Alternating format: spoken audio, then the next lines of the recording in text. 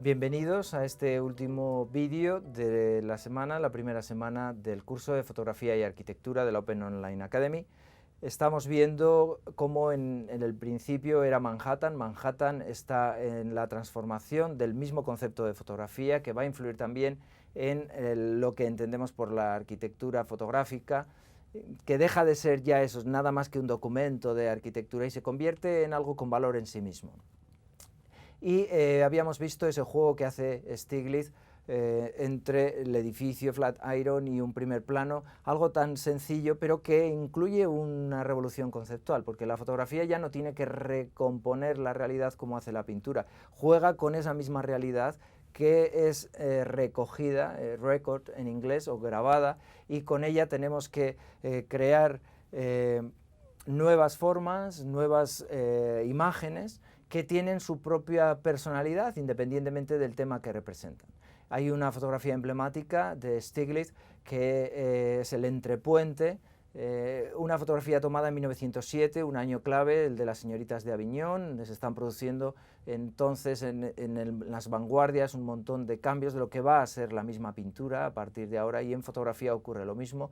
Esta imagen fotográfica ya sería una imagen en la que las formas tienen todo el protagonismo. Es la realidad también, hay desde luego una relación entre los personajes de tercera clase del barco que están siendo fotografiados y la mirada que nos lanzan al objetivo, pero sobre todo es una fotografía que juega con esas diagonales, con esas líneas de fuerza, con las luces y sombras. Por tanto, una fotografía ya totalmente arquitectónica en muchos aspectos, de la que tenemos que aprender también, porque esa alianza de la fotografía pasa por ahí. Esa fotografía de Stiglitz directa la aprende cuando se encuentra con Paul Strand. Paul Strand estaba haciendo fotos sin detalle, fotos sin difuminación, con puro detalle, ya rompiendo con el pictorialismo de personajes urbanos como esta ciega, o de escalas monumentales enormes de la ciudad en la que él vivía, de Manhattan, jugando con las luces y las sombras. Un tipo de fotografía arquitectónica casi abstracta. En este caso es un detalle, unos motivos de reflejos de luz y sombras sobre una mesa que dan una sensación abstracta, ¿no? Y el camino de la abstracción es el camino que va a intentar también Stiglitz cuando fotografía nubes y las titula equivalentes, puesto que son equivalentes de sus estados emocionales. ¿Cómo podía hacer entonces Kandinsky con la pintura? Expresarse a través de formas más o menos abstractas. En fotografía la abstracción es imposible, al final son nubes porque uno está siempre fotografiando algo.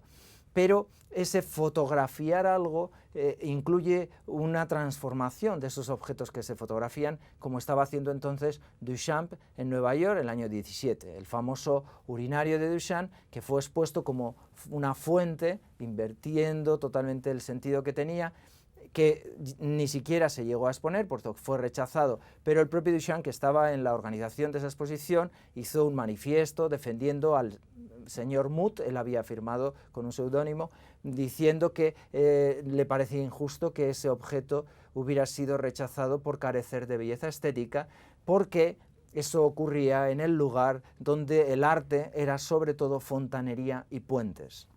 Duchamp está haciendo un auténtico manifiesto de lo que va a ser la arquitectura y lo que va a ser la fotografía.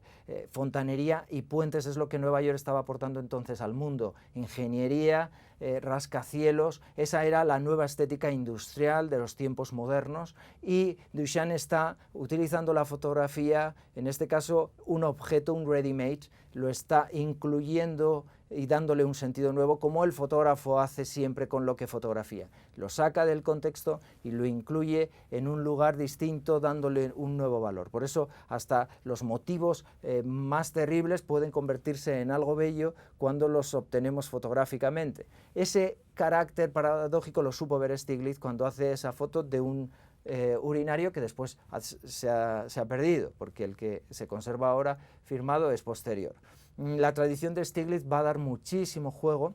Es la Photo Secession, americana que dará un montón de discípulos que después fundarán diferentes escuelas como Weston, que funda la Foco 64, que es la mínima apertura, el Foco 64 es la mínima apertura posible para que entre luz. Y con eso consigues una enorme profundidad de campo. Ya hablaremos de estos aspectos técnicos y hemos visto material adicional para explicarlo, pero esa profundidad de campo con un macro objetivo hace que objetos diminutos como un caracol se conviertan en formas arquitectónicas, además jugando con la medida áurea que hemos estudiado antes, formas arquitectónicas que están en el cuerpo humano, como hemos visto también en los comentarios de Leonardo da Vinci o de Vitruvio, y que son llevadas también al diseño contemporáneo y con belleza. ¿Por qué no puede haber belleza en un toilet o en las formas maravillosas de los rascacielos, ¿no? Otro de los grandes fotógrafos de esta escuela de Nueva York es Steichen, Edward Steichen, que viene de Europa, hizo magníficas vistas de rascacielos, pero también publicidad. La publicidad fotográfica tiene mucho que ver con la arquitectura, por el diseño de la luz.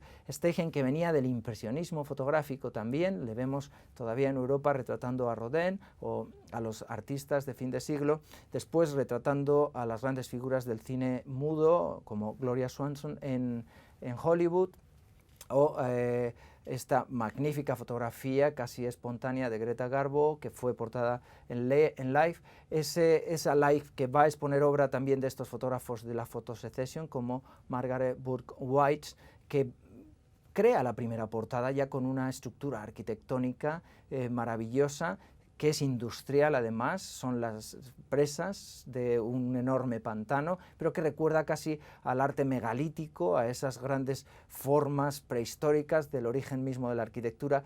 Esos fotógrafos que se alían con la industria, como Schiller, que nos hace estas magníficas visiones de lo que entonces en las fábricas de Ford, lo que era la cadena de producción de masas, que crea junto con Paul Strand el gran documental Manhattan, que habla de la nueva industria como también el símbolo de la vida moderna, de la gran ciudad contemporánea, y que van a crear de Manhattan pues un centro, y de Estados Unidos el fundamento un poco de lo que va a ser el movimiento moderno, como veremos en los futuros vídeos en la siguiente semana.